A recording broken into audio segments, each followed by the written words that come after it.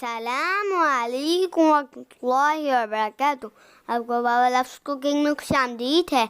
आज हमारे बाबा हमारे लिए बहुत ही मज़ेदार बिहारी टिक्का की रेसिपी लेके आए हैं। इसके लिए हमने 4 थाई और 4 ड्रम स्टिक्स ले लिए हैं। अब इसके ऊपर टिक्के वाले कट्स लगा लिए हैं। फिर इसके ऊपर 1.5 टेबल स्पून लहसुन अदरक का पेस्ट डाल दिया, 2 टेबल स्पून पपीते का पेस्ट, 1 टेबल स्पून पिसी हुई लाल प्याज, 1.5 टीस्पून कटल लाल मिर्च यानी कुटी हुई लाल मिर्च, तकरीबन 2 टेबल स्पून दही, 1 टीस्पून नमक डालकर बाबा ने इसको मिक्स कर लिया है। अब इसमें 1/8 टीस्पून हल्दी का रंग, 1 टीस्पून कश्मीरी लाल मिर्च, आधा टीस्पून जीरा पाउडर, आधा टीस्पून धनिया पाउडर, 3 टेबलस्पून घी शामिल करके इसे एक दफा फिर मिक्स कर लिया।